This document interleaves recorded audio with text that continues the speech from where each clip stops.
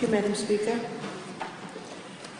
This first oral question, Madam Speaker, is a hot topic right now in Fiji, as having won the gold medal in Rio in August of last year. The Fiji team has been playing in the World Series, and we are now not number 1, but number 3. So the question is directed to the Honourable Minister for Youth and Sports. Are there any plans, sir, to franchise our national sevens team to make it the most marketable team in the world? Thank you. Thank you. I give the floor to the Minister for Youth and Sports. Thank you, Madam Speaker. I thank the Honourable Leader of Opposition for a question.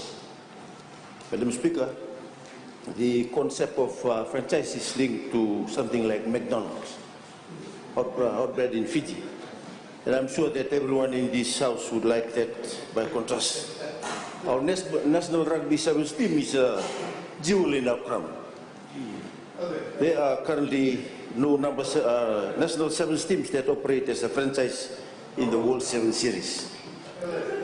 Madam Speaker, however, the issue which has been raised in the media by a former national sevens coach of a franchise is perhaps better described as ring fencing or protecting the team. A Super Rugby team as a commercial property of a brand in a company structure. This is a very different issue and one which would be an innovative step. So there are issues which other rugby nations have had to consider, such as the revenue generated by the specific team, which is then used to help fund of the club, province or sports as a whole. In Fiji we have a small economy. We have a great sevens team. We need international sponsors to support our rugby because we do well on the international stage. This would reaffirm that we punch way above our weights against better resourced and professional teams. Madam Speaker, I believe that the first step is what the Fiji Rugby Union is doing now is to continue to put in place its governance and reforms and to ensure its financial sustainability, as the question implies, significantly financial returns to be had with the right approach to sponsors. We need to ensure that the brand is clean, successful and recognized across the world. Our men's sevens team can tick those boxes, and we hope that soon the men's and the women's 15s and 7s teams are able to do this. Madam Speaker, through the government and the Ministry of Youth and Sport, we can support the FRU in this approach, but it is ultimately the decision of the FRU as to how it wants to manage its team. I believe this decision will be taken in consultation with us and with World Rugby, but till then, the Sevens Rugby team will not become a franchise, as it currently is not possible.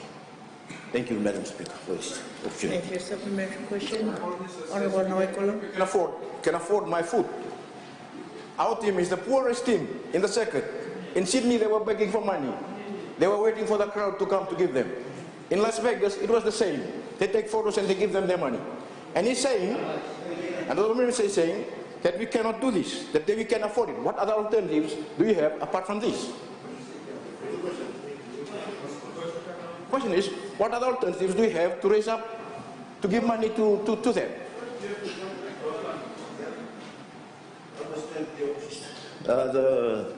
The honourable member for the question, but we have a small economy, and we will look into that. Thank you. Honourable Walker. Madam Speaker, rather than rubbishing the idea from Penny Rayawara-Ryan, have you made an analysis of what Fiji Rugby can earn from a franchise as opposed to the sponsorship that you are getting today? Have you done that? Have you done that? Honourable Minister. As I've mentioned during the answers, that we'll wait for FRU's decision to do that. Thank you. Honourable Leader of Opposition. Madam Speaker, I know that the Honourable Minister loves eating at McDonald's, So he really shouldn't be rubbishing McDonald's because they're a worldwide chain of restaurants. Madam Speaker, so you'll have your turn. Madam Speaker, I know that the Prime Minister is as sharp as marbles, maybe marbles from Papua New Guinea or from where. Madam Speaker, we need big-time sponsors. The two teams that are at the top in the HSBC series, Madam Speaker, they are franchise teams. And we need money for our teams. You know, for investment, they have no money. So all over the world, our people are very good in giving them money. So my question to the Honourable Member, what other options does he have in terms of the FRU's money, which we know is very limited? What other options does he have in raising the team's standing to be in the world, in world class #1? Thank you, Madam Speaker. Thank you. Honourable Minister. Madam Speaker, FRU has a board and we'll look after that. Thank you. I give the floor to the Honourable Rita Sellenravel. Thank you, Madam Speaker. I think we've all heard that 2 years now, the government has been sponsoring the golf course at Natandol. Can the Minister for Youth and Sport advise this August House whether there is a plan in place by your ministry to request the government in the 2017-2018 budget for a fixed sum of, say, 2 million on annual basis to meet the preparation, operational and management cost of our 7th team? Thank you. Out of the 18 million they give to the golf.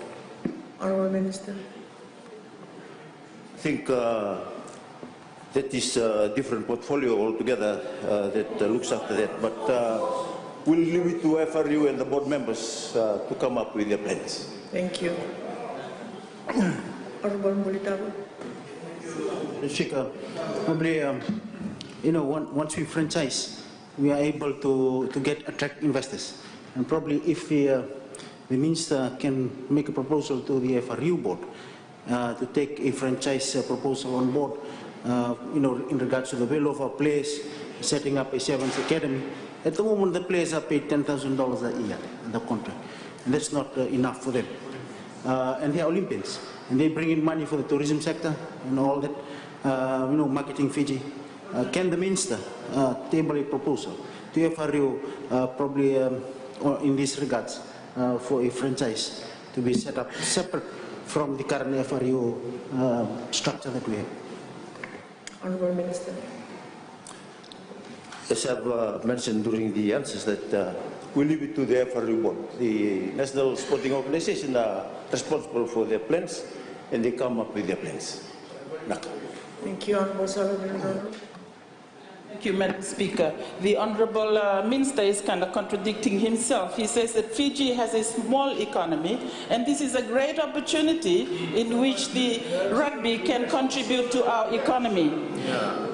The benefits are huge, Madam Speaker. So can the Honourable Minister explain why the Fiji Rugby Union cannot relinquish control over the rugby sevens to allow it to a franchise arrangement? Thank you, Madam Speaker. Thank you, Honourable Minister. Yeah, as I mentioned, that FRU board has a board, and they will come up with a plan. Thank you, Honourable Howard Politin. You have the floor. Thank you, Madam Speaker. Just a supplementary question to the Honourable Minister for Youth and Sport. Does the Fiji Rugby Union have a development plan from grassroots rugby through to the national team? No. Thank you, Honourable Minister. Madam Speaker, yes, the FRU since 2015 has taken significant strides to improve the image of rugby from the grassroots to the national level. And they have been looking at good governance and professional and financial sustainability. So they have that plan. This includes exploring commercial opportunity to increase revenue for Fiji Rugby. So I must commend our current leadership to its commitment, although there is much still to do, and yes, they have the plan. Thank you. And lastly, Honourable Thank you, Madam Speaker. I thank the Honourable Minister for his comments, but I look at this report that was just been given a goal and the team on it. What plans are there to, when the goal is as good as it is new, and when they are back into their own communities, are there plans to absorb them into employment opportunities for our players? Thank you. Honourable Minister. FRU as that in plan. Thank you. Thank you.